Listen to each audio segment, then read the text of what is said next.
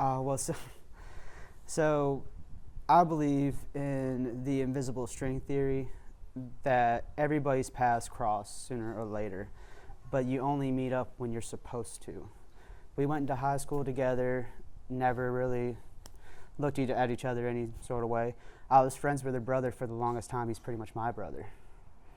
And we've never crossed paths, nothing like that, but I'll never forget it. It was 2 years ago, and I'm pretty sure it was in October.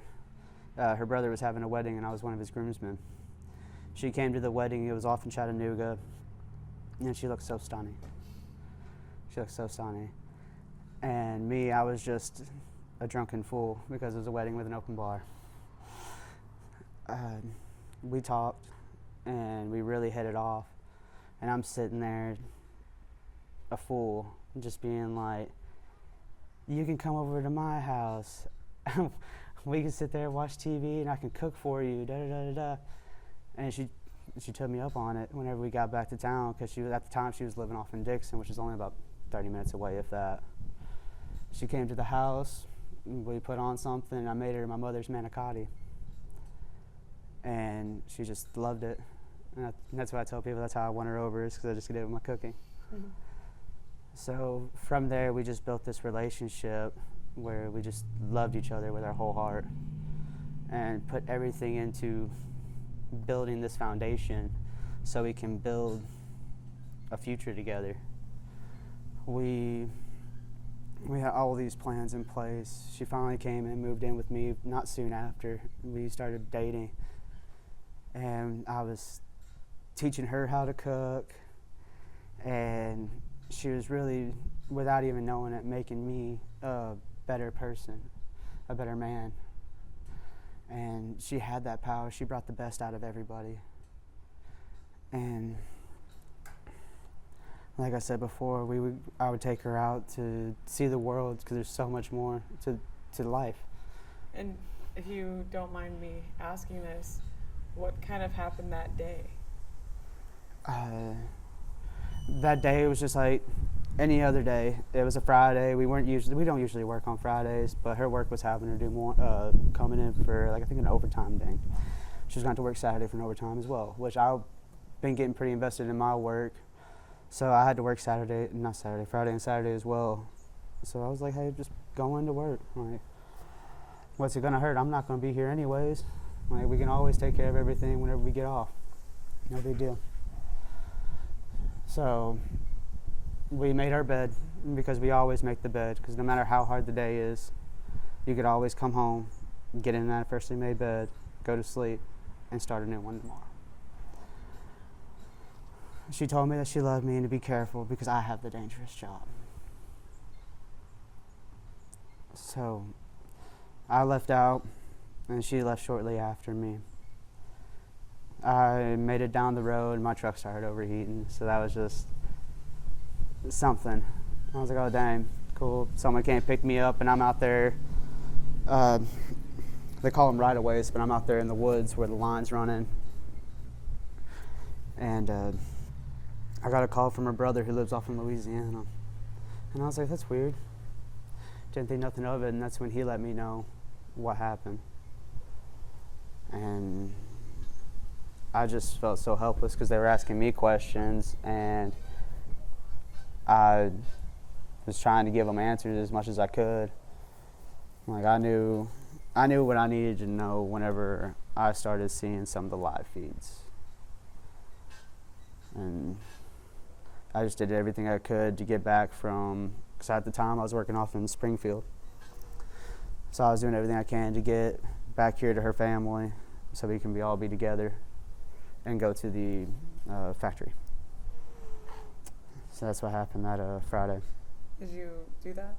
Yes, I made it here. We went and got with everybody. So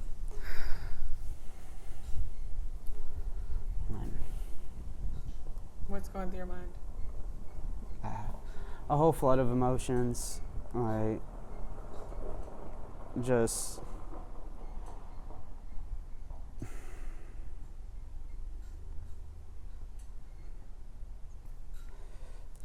I can't stop thinking about her, and the impact that she made on everybody around her, because she was in a shell, and she really didn't get out of that shell until she got with me, and I was slowly but surely breaking her off of that shell. We were going out, we were going to see things. We went and watched the Grizzlies play. We went and watched wrestling whenever it came into town. She got to see The Rock live because he came to Memphis. Like, she adored that. It's thinking of all the memories that we made in such a short amount of time and the impact that she made on me in my life. Not only mine, but her family's as well, and everybody around her. She was truly loved.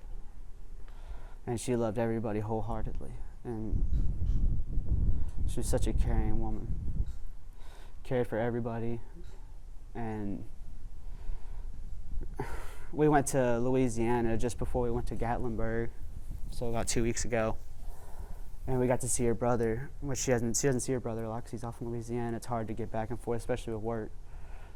So we went and spent the weekend up there, and I went and seen them every day so we could spend time. She could spend time with her brother, her nieces. And it's memories like that that will be cherished and lived forever. So. And you were saying that you guys were really close, that you were building a foundation. Were you thinking of proposing to her, or what were your plans? Like I said to you before, I always tried to take her out on her birthdays and all this and that.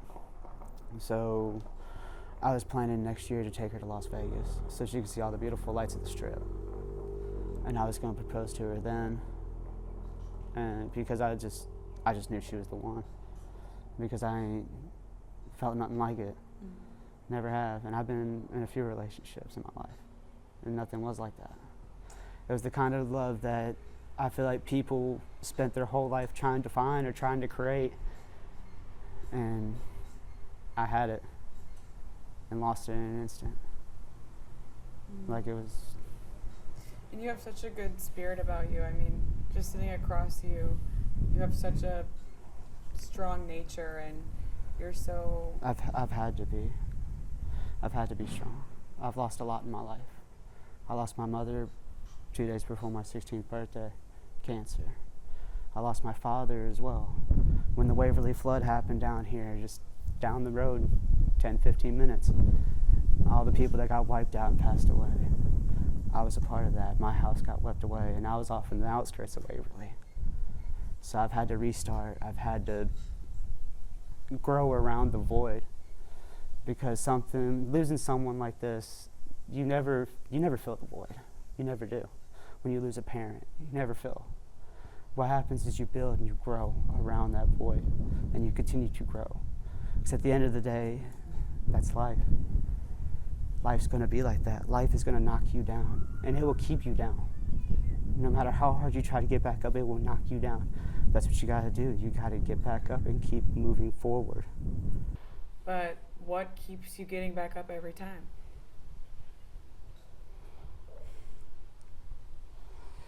I get a little help from my friends. They keep me moving. They haven't left me alone.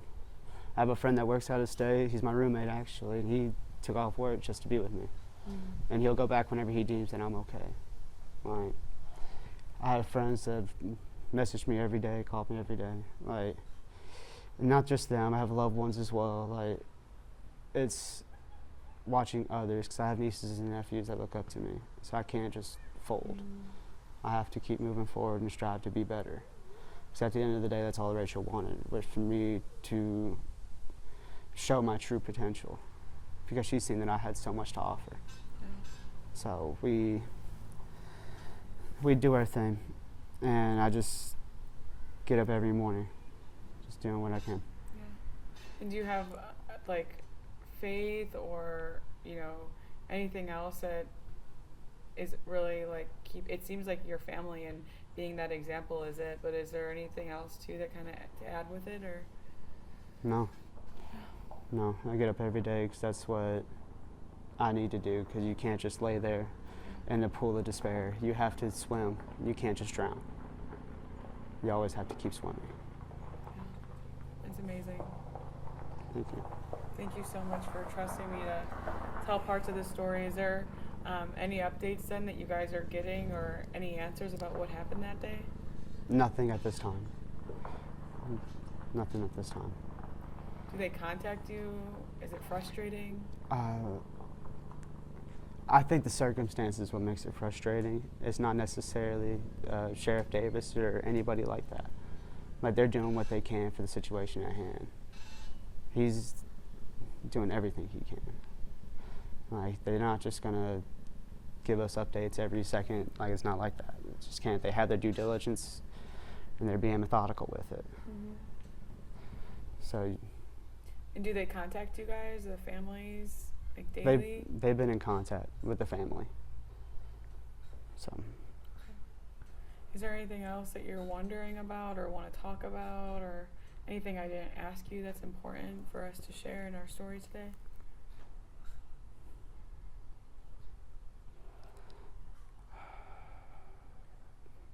Not that I can think of at this time. Right. Just got to keep moving forward. You can't stop. Even though life knocks you down, and it's going to keep knocking you down. I had 3 or 4 things messed up, not just with this going on, just to add on to it. And I can't just let it discourage me and keep me down. Mm-hmm. Nobody should feel discouraged. They should always try to be uplifted and live the best spirit that they can every day. Because everybody goes through struggle. Nobody's life is better than the other.